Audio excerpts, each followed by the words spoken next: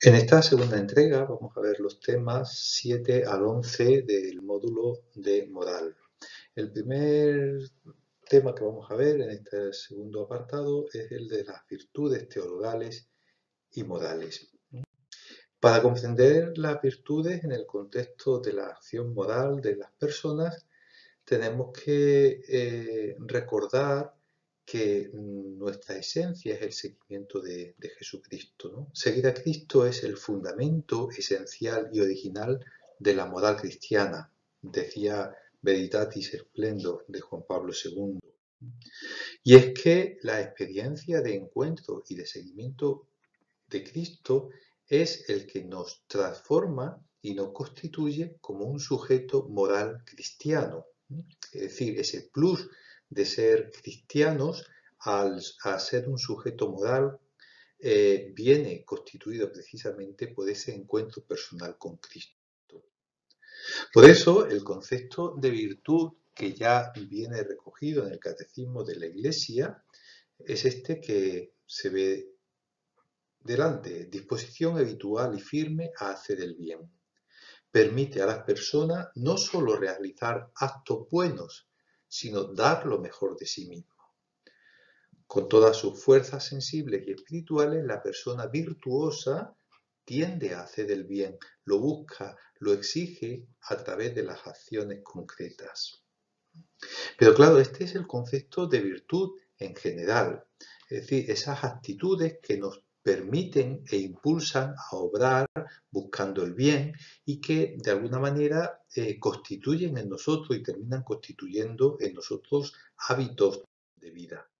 Sin embargo, existe un plus a este concepto de virtud cuando hablamos de virtud teologal. Las virtudes teologales son estas que ven delante: la fe, la esperanza y la caridad.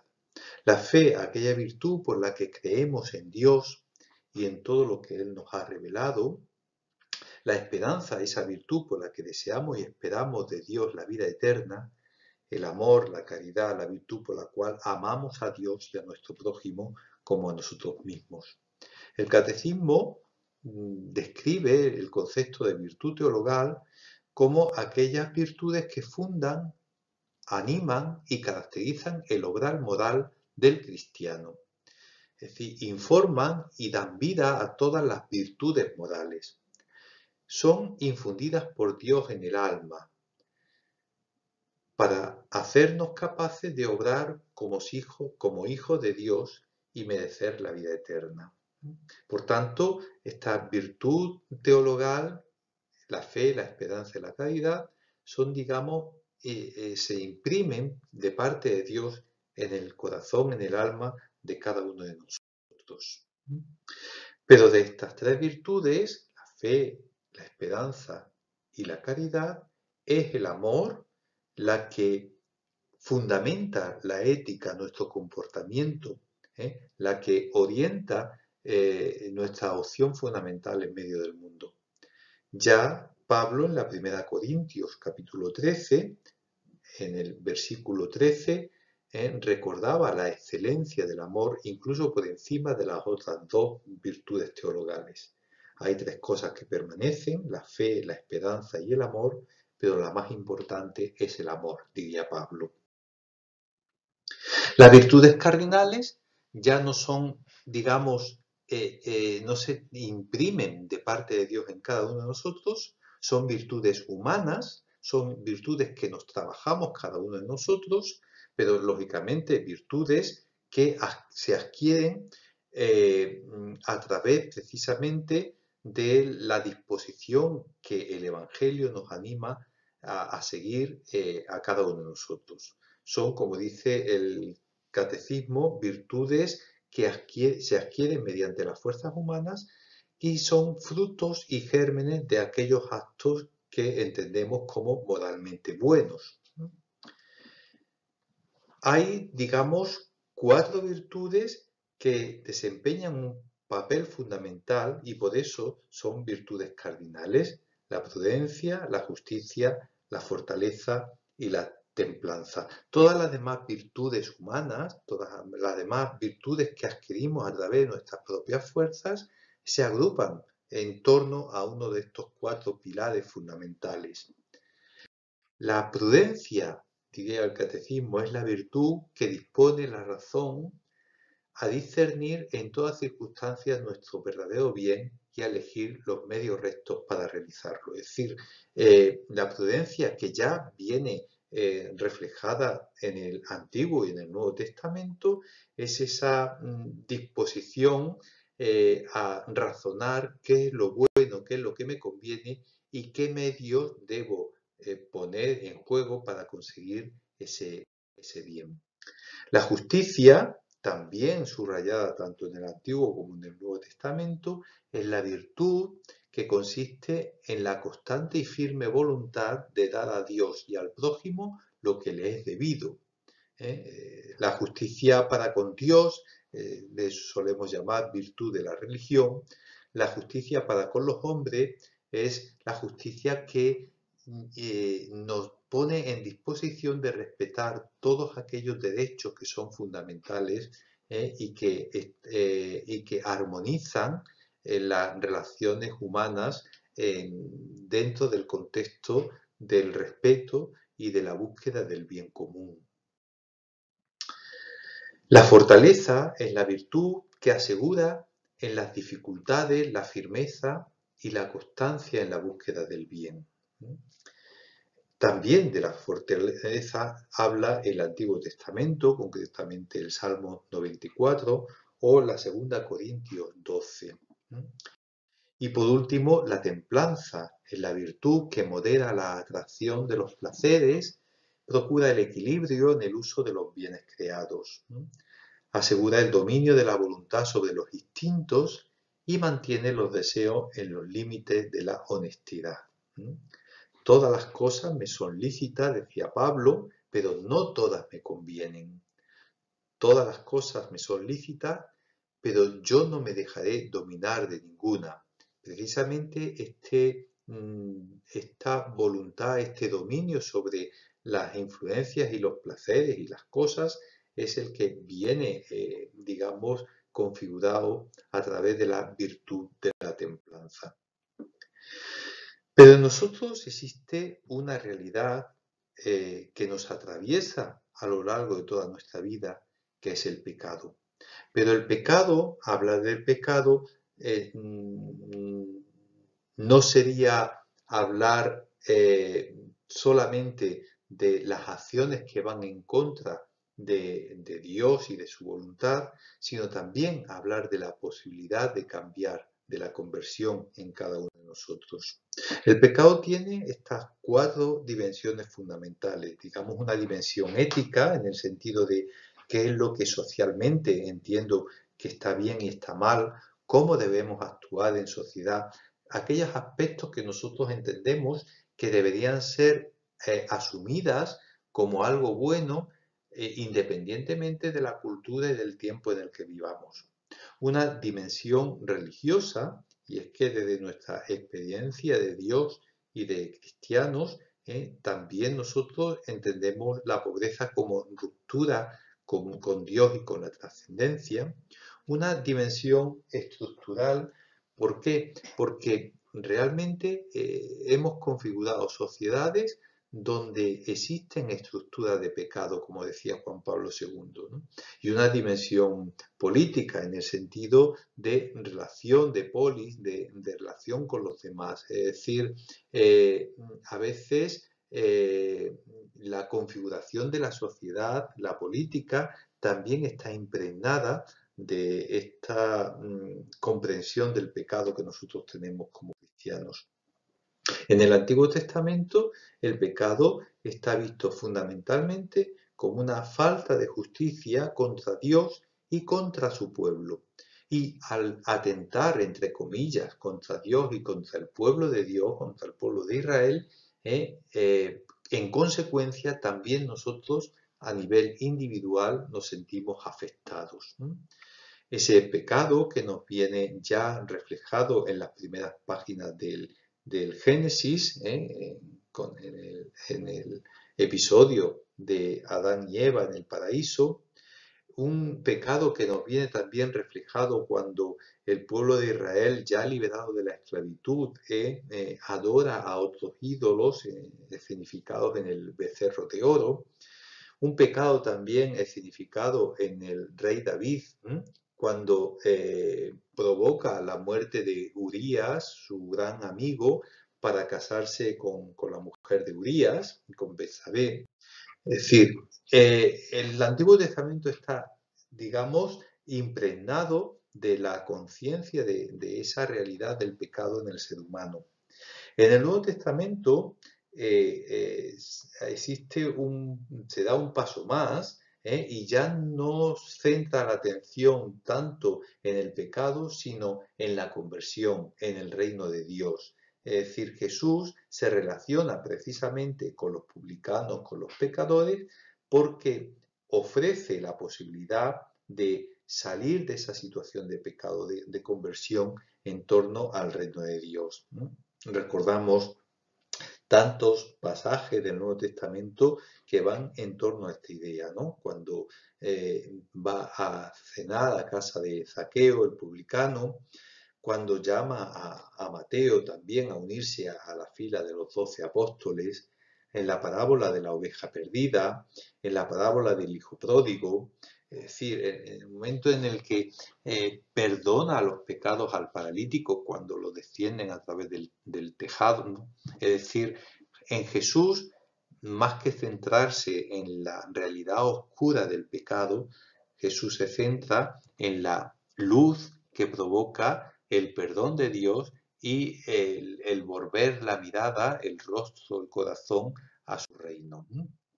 Por tanto, la visión cristiana del pecado conlleva esta doble dimensión. Por un lado, la falta contra la razón, la verdad, la conciencia, faltar contra el amor a Dios y a los demás, y tiene esa doble dimensión. Es una dimensión objetiva, que es el pecado en sí, es decir, aquello que atenta contra la justicia, la paz, la verdad, el amor, y una dimensión subjetiva, y es nuestro deseo interior, nuestra voluntad, nuestro sí a atentar contra esos valores éticos de justicia, de paz, de verdad, de amor. En el pecado existe no solamente una ruptura y un rechazo de Dios, sino que precisamente esa ruptura y ese rechazo pone en peligro nuestra opción fundamental.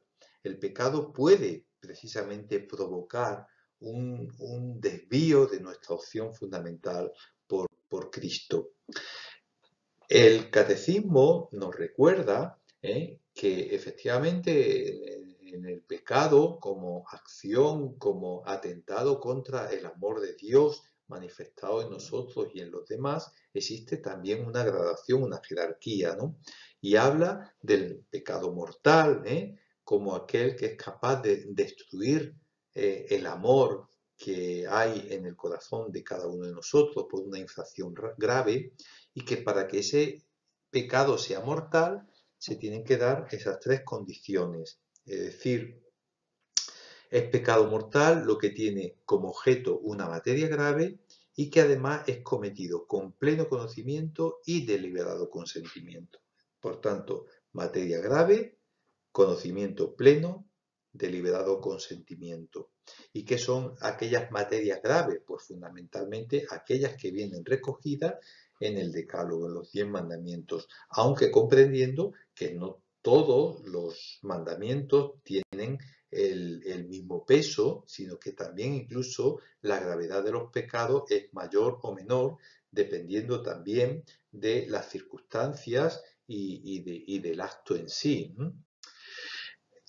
Pero lo más importante es que el catecismo no se queda ahí en la descripción del pecado mortal, sino que nos descubre la posibilidad de ser rescatados a través del arrepentimiento de esa exclusión del reino de Dios que nos lleva el pecado mortal. Por tanto, el catecismo habla de que el pecado es efectivamente una posibilidad, que radica en la libertad humana, es decir, en nuestra decisión, que conlleva esa pérdida y esa privación de la gracia santificante, pero que podemos ser rescatados a través del arrepentimiento, del perdón de Dios y por tanto que esa exclusión del reino de Dios, esa muerte eterna del infierno, tiene una posibilidad a partir de nuestra conversión. El pecado venial, bueno, pues deja subsistir ese amor en el corazón del ser humano, y se comete pecado venial cuando precisamente la materia no es grave, es leve, y esa gravedad o esa levedad en este caso lo prescribe la ley moral. El pecado venial debilita el amor, entraña un afecto desordenado a los bienes creados, pero no excluye del reino de Dios ni conlleva la muerte eterna. Pero nuestro pecado no es solo un pecado personal, sino que de alguna manera, al ser seres sociales, el pecado también se sociabiliza.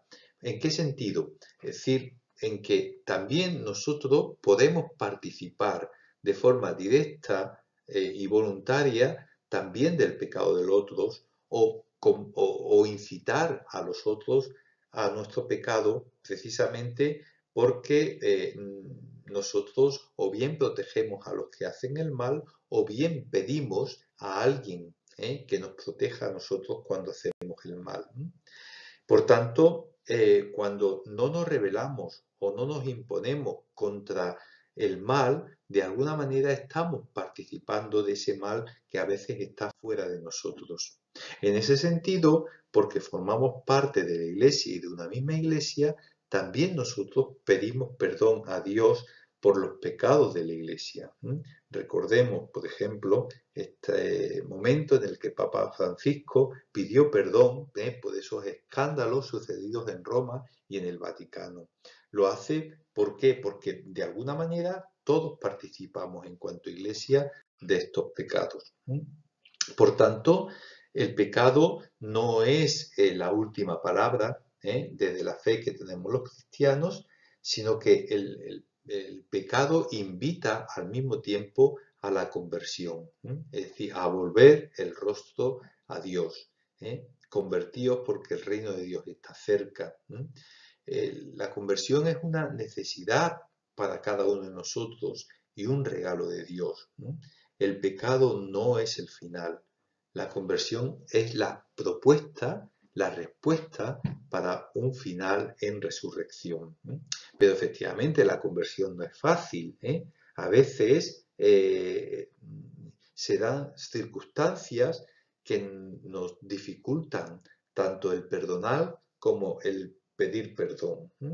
Entonces, bien, quizás por la mentalidad en la que vivimos hoy, bien porque a veces existe una ruptura entre el concepto de conversión y los valores éticos, es decir, se han perdido en el horizonte de muchas personas y de la sociedad el concepto de valor de los bienes.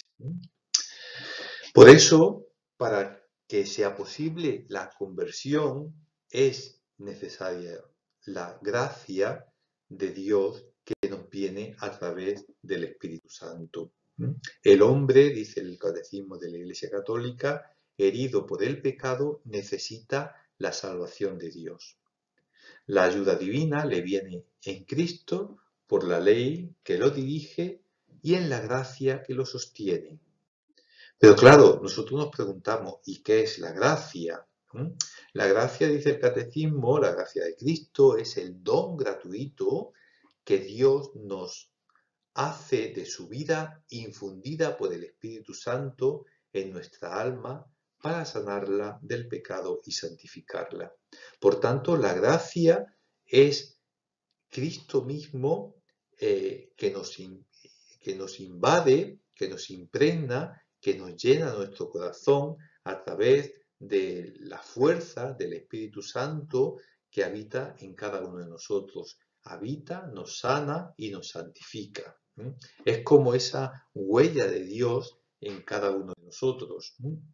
Por tanto, el Espíritu Santo tiene una capacidad, una potencialidad santificadora, nos hace santos, nos santifica porque nos hace también templos de la presencia de Dios en cada uno de nosotros. El Espíritu Santo transforma nuestro obrar, nos aporta luz a la hora de tomar decisiones, entra en contacto con el corazón de cada uno de nosotros, digamos, nos posibilita una especie como de instinto, entre comillas, espiritual, a la hora de tomar decisiones en nuestra vida.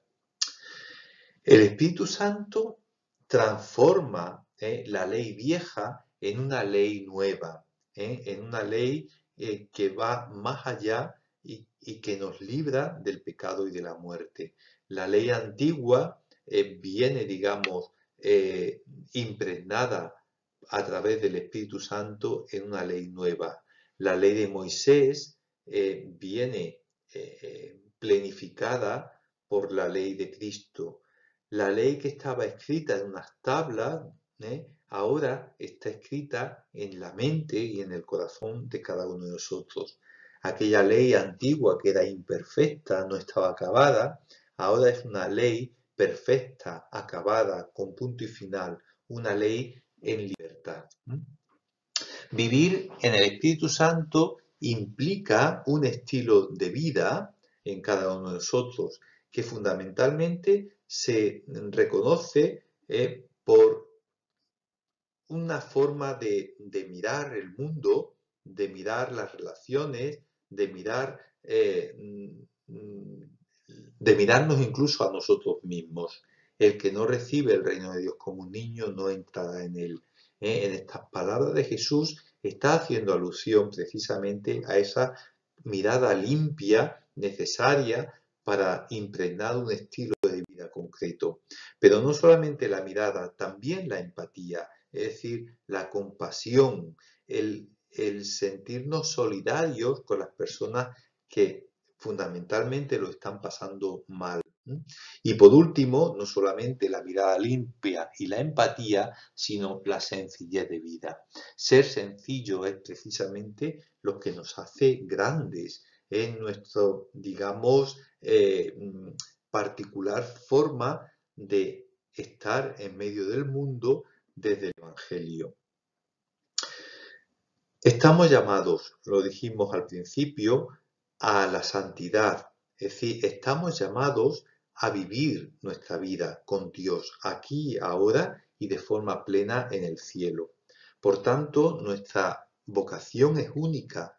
Todos los fieles de cualquier estado o régimen de vida, dirá el Concilio Vaticano II, el Lumen Gentium 40, son llamados a la plenitud de la vida cristiana y a la perfección del amor. Todos son llamados a la santidad. Por tanto, tanto la espiritualidad como la moral, las decisiones que tomamos, las acciones en nuestra vida, deberían ir orientadas a un objetivo que es precisamente alcanzar la vida eterna en el cielo, a ser santos en ese sentido, ¿no? A llegar al cielo. Y para eso contamos con los dones del Espíritu Santo, de la presencia de Dios en cada uno de nosotros. Los dones del Espíritu Santo son esas disposiciones permanentes que hay en cada uno de nosotros, que nos proporciona la presencia del Espíritu Santo y que nos hace, digamos, dóciles para seguir esos impulsos, esas sendas que nos van transmitiendo la presencia de Dios a través de su Espíritu.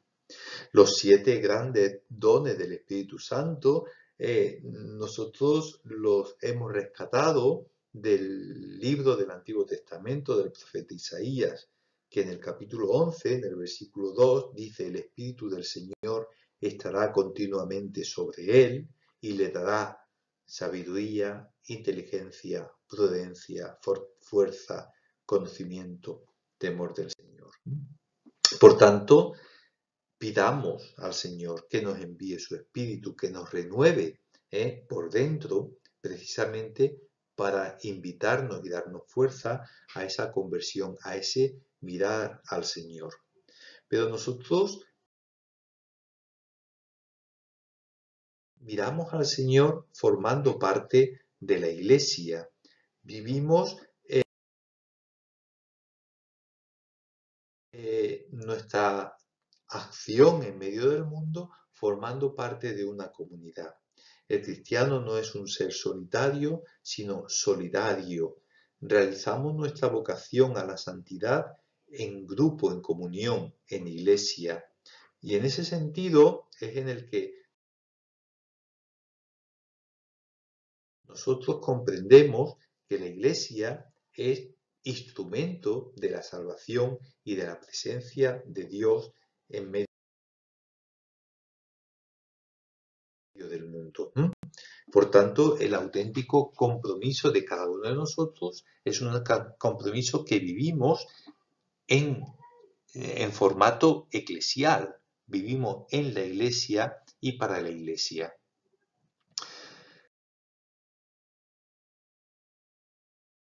En la iglesia, el magisterio es un elemento fundamental a la hora de comprender y orientar las acciones que cada uno de nosotros como cristianos tenemos. El oficio de interpretar auténticamente la palabra de Dios ha sido encomendado al magisterio de la Iglesia, el cual lo ejercita en nombre de Jesucristo. ¿Y quiénes constituyen este magisterio? Los obispos en comunión con el sucesor de Pedro, el obispo de Roma, ¿no? Por tanto, cuando hablamos de magisterio, estamos hablando de la enseñanza oficial de la Iglesia que nos viene a través de los escritos, fundamentalmente de la predicación de los obispos en comunión con el Papa. El magisterio no solamente, digamos, se edifica sobre la reflexión que hacen los teólogos, las personas que intentan iluminar a través de la razón la fe, sino también se edifica sobre los maestros de la espiritualidad. Por tanto, el depósito de la fe, que a nosotros nos viene a través de la predicación, de la catequesis, de los documentos de la Iglesia, se sostienen sobre estos dos grandes pilares. Por eso, cuando nosotros hablamos de magisterio, entendemos que existe un magisterio extraordinario realizado en los concilios a través de el Papa en comunión con los obispos, o bien cuando el Papa habla ex cátedra, es decir, para definir un dogma, o bien el magisterio ordinario, fundamentalmente a través de las encíclicas, constituciones apostólicas, exhortaciones, cartas apostólicas, motus propios, etcétera, etcétera, ¿no? Por tanto, el tema es que el magisterio nos orienta y nos ayuda a tomar decisiones. Pero, ¿qué ocurre si hubiera un conflicto entre nuestra conciencia y el magisterio? ¿Cómo resolvemos ese conflicto? En primer lugar, habría que pensar que magisterio de la Iglesia y conciencia se mueven en dos planos distintos y que el magisterio nunca viene a suplir nuestra conciencia, sino que está al servicio de la madurez de nuestra propia conciencia. ¿Qué ocurre? ¿Por qué muchas veces existe ese conflicto de conciencia-magisterio? A veces simplemente porque no tenemos una interpretación adecuada del magisterio, ¿no? Y otras veces también es porque vivimos en un entorno de excesiva, digamos, desafección hacia la Iglesia, ¿no? Por tanto, uno de los aspectos que nos ayudan a superar ese conflicto es recuperar ese afecto hacia la comunidad de la Iglesia y, ¿por qué no?, leer lo que el magisterio nos transmite a través de sus documentos como fuente fundamental, incluso por encima de lo que otros medios de comunicación, personas, etcétera, nos digan qué dice el magisterio, ¿de acuerdo?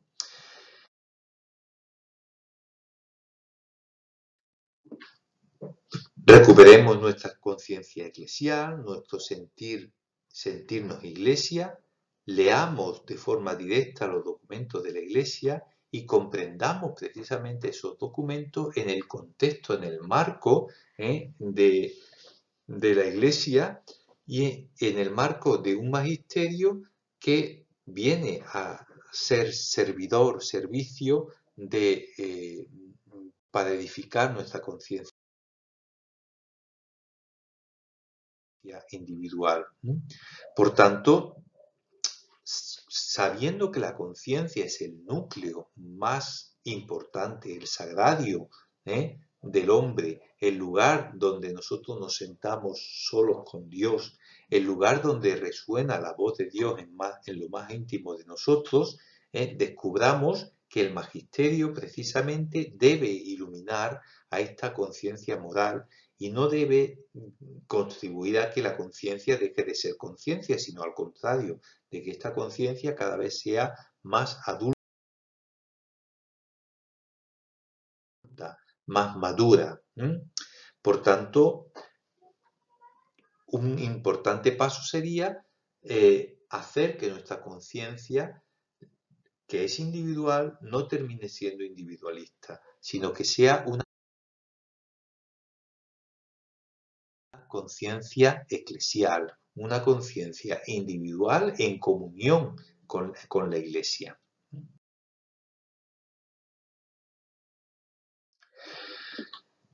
Y el tema 11 nos abre ya un último momento en este temario de moral que va a ser un momento para intentar desmenuzar los aspectos fundamentales del decálogo. El decálogo, digamos, es uno de los marcos más importantes para comprender e interpretar la acción moral de cada uno de nosotros. En este tema 11 vamos a centrarnos en los tres primeras leyes de este decálogo. Amarás al Señor sobre todas las cosas, no tomarás el nombre de Dios en vano, santificarás las fiestas. Precisamente el primero de ellos, amarás a Dios sobre todas las cosas, es realmente el que da sentido a todos los demás leyes del decálogo, ¿no? Vamos a ver cómo en las leyes del decálogo existe una conexión íntima entre el amor a Dios y el amor al prójimo.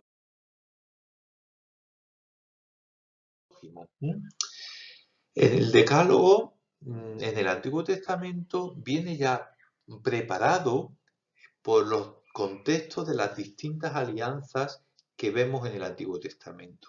La alianza que se da entre Dios y la humanidad después del diluvio universal, esa alianza, digamos, cósmica.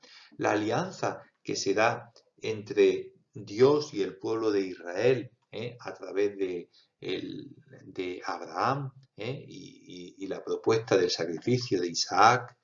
La alianza que se da a través de las tablas de la ley, donde esa ley entra a ser el centro de la vida de este pueblo de Dios. Por tanto, en ese contexto de alianza hemos de entender esta primera ley: amarás al Señor tu Dios con todo tu corazón, con toda tu alma, con todas tus fuerzas. Pero claro, amar puede ser un mandamiento. ¿Hasta qué punto puedo obligar, puedo mandar a amar? Nos lo resuelve Jesús en un pasaje muy bonito, en el capítulo 10 del Evangelio de Lucas. Un maestro de la ley pregunta a Jesús para ponerlo a prueba: Maestro, ¿qué tengo que hacer para heredar la vida eterna?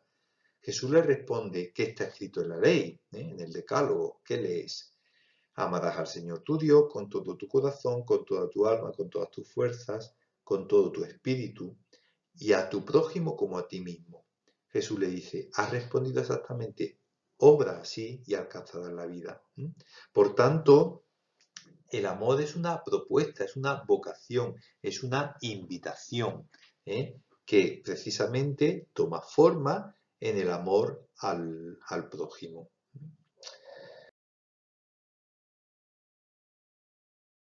No habrá otros dioses delante de ti.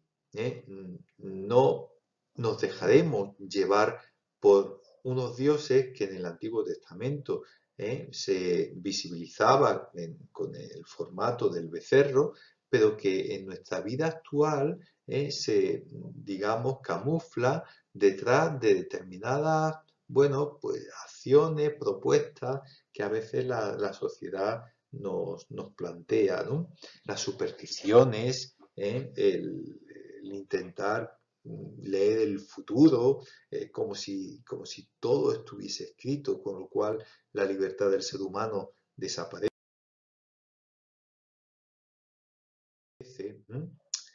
No tomarás en falso el nombre de Dios, tu Dios. No tomarás el nombre de Dios en falso. ¿Cómo se hace esto? Fundamentalmente faltando al respeto que Dios merece, blasfemando, abusando del nombre de Dios. Dice el catecismo, recurrir al nombre de Dios para torturar, cometer crímenes, mentir, abusar, cometer injusticia, eso es tomar el nombre de Dios en falso.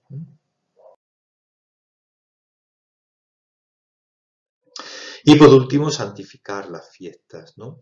Este descanso semanal que viene ya reflejado en las primeras páginas del Génesis, en la creación, no solamente responde a una necesidad humana, sino también que recuerda ese momento en el Sinaí, esa liberación de la esclavitud, pero para nosotros los cristianos el descanso tiene fundamentalmente una dimensión cristológica, la resurrección, la nueva creación. Los cristianos formamos una gran familia y como gran familia también tenemos nuestro día de fiesta, que es el domingo. Bien,